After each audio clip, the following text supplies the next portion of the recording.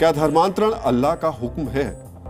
छांगुर और अब्दुल रहमान जैसे कट्टरपंथी हमारे देश में अगर सैकड़ों हिंदुओं को मुस्लिम बना रहे हैं, उनका धर्म परिवर्तन करा रहे हैं, तो क्या इसके पीछे अल्लाह का हुक्म है?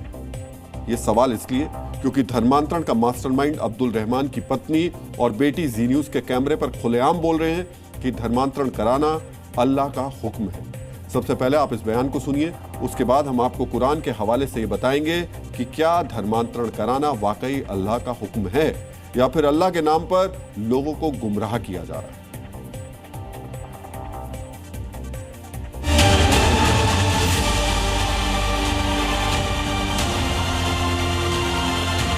हाँ, हमारे अल्लाह का हुक्म है, हमें गर्व है। आपके पिता जिस तरह का यहाँ पे लोगों को कलमा सिखाते थे, पढ़ाते थे, कि आप उसके कार्य की प्रशंसा करते हैं, उसकी सराहना करते हैं आप? हाँ, करते हैं, बिल्कुल करते हैं। जो करते थे अच्छा करते थे, बातें अच्छा आप करते थे, अल्लाह का हुक्म है, करते थे। हमारे अल्लाह का हुक्म है ये करना। आपको इस बात का गर्व है? हाँ है, गर्व है। धर्मांतरण अल्लाह का हुक्म है, ये महिला इस बात को कितनी आसानी से कह गई। आपने अगर ध्यान दिया हो तो इस दौरान ना उनके चेहरे पर शिकन थी, ना कोई झिझक थी, ना कोई डर था। सोचिए हिंदू से मुस्लिम बनी रहमान फैमिली को किस हद तक ब्रेन वॉश किया गया होगा। डीएनए मित्रों, बुर्का पहने इन महिलाओं के शब्दों में, शब्दों के उच्चारण में कहीं भी पाप का बोध नहीं है। जिस बेबाक अंदाज में इन्होंने अपनी बात कही है, उससे साफ है कि इनके दिमाग में धर्मांतरण को लेकर कितना विषैला बीज बोया गया है। ये दो महिलाएं दिल्ली से धर्मांतरण का गैंग चला रहे अब्दुल रहमान की पत्नी और बेटी। सोचिए इन्हें कुरान की कैसी शिक्षा दी गई है मित्रों। हमारे मन में भी सवाल है, क्या वाकई धर्मांतरण अल्लाह का हुक्म है? धर्मांतरण पर कुरान में क्या कहा गया है, आज हम विस्तार से इसे समझने की कोशिश करेंगे। लेकिन पहले आपको इन महिलाओं के मन में कट्टरपंथ का बीज बोने वाले अब्दुल रहमान के बारे में बता देते हैं। दिल्ली के मुस्तफाबाद से धर्मांतरण के आरोप में पुलिस ने अब्दुल रहमान को गिरफ्तार किया। ये वो शख्स है जिसने एक बार नहीं दो बार धर्म बदले। उत्तर प्रदेश के फिरोजाबाद का रहने वाला अब्दुल रहमान का असली नाम महेंद्र पाल था। महेंद्र ने सबसे पहले ईसाई धर्म अपनाया।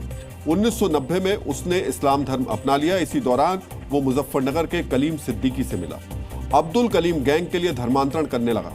2021 में कलीम सिद्दीकी को यूपी एटीएस ने गिरफ्तार कर लिया। कलीम सिद्दीकी के जेल जाने के बाद अब्दुल ही उसका गैंग चलाता था।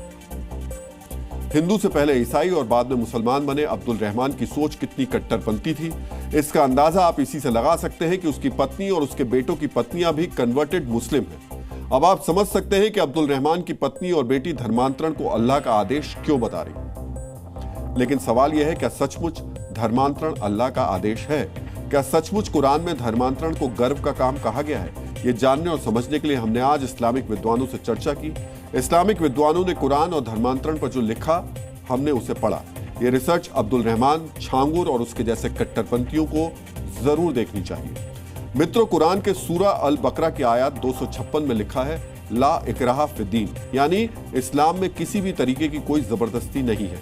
यानी इस्लाम में जबरदस्ती की कहीं भी कोई गुंजाइश नहीं है और इस्लाम में इस पर पूरी तरीके से पाबंदी है।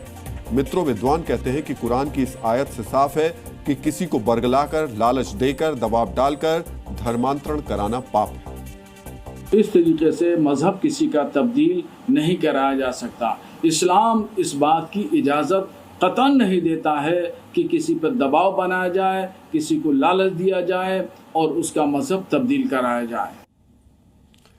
लेकिन अब्दुल रहमान और छांगुर जैसे कट्टरपंथियों को कुरान की यह आयत समझ में नहीं आती। ऐसा इसलिए है क्योंकि धर्मांतरण उनके लिए धार्मिक कार्य नहीं है, बल्कि व्यापार है और इस व्यापार के लिए उन्हें विदेशों से पैसा मिलता है। अब्दुल रहमान गोवा की आयशा से कनेक्टेड था।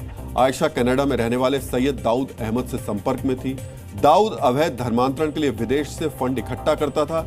ये पैसा आयशा और अब्दुल रहमान को मिलता था। कभी मजदूरी करने वाला अब्दुल रहमान ने इसी पाप के पैसों से दिल्ली से मुस्तफाबाद में अपने लिए आलीशान घर बनवाया।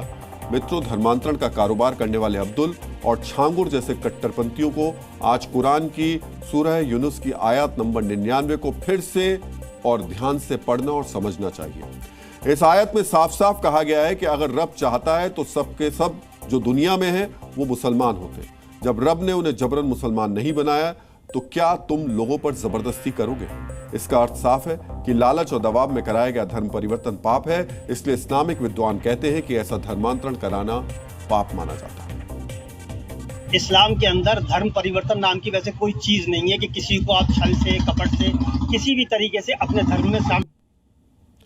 आज जब हमने कुरान और धर्मांतरण पर इस्लामिक विद्वानों से चर्चा की तो स्कॉलर्स ने हमें पैगंबर मोहम्मद साहब से जुड़ी एक कहानी बताई। आज अब्दुल रहमान, छांगुर और इनके जैसे कट्टरपंथियों को यह कहानी जरूर सुननी चाहिए।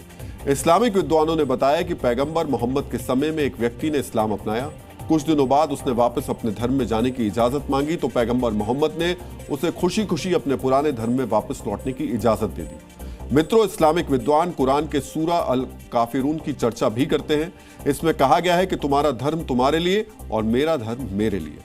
मित्रों, विद्वानों ने धर्मांतरण वाले विमर्श के दौरान हमें बताया कि यह आयत धार्मिक सहिष्णुता और सह अस्तित्व का संदेश देती है, यानी कुरान में दूसरे धर्मों का अस्तित्व भी महत्वपूर्ण माना गया है। धर्म परिवर्तन के लिए कुरान नहीं कहता है कि किसी को ज़बरदस्ती धर्म परिवर्तन कराया जाए या अपने मजहब में, शरीयत में लाया जाए। कुरान हमारा ये कहता है कि अगर कोई अच्छी बात पूरी दुनिया को बताई जाए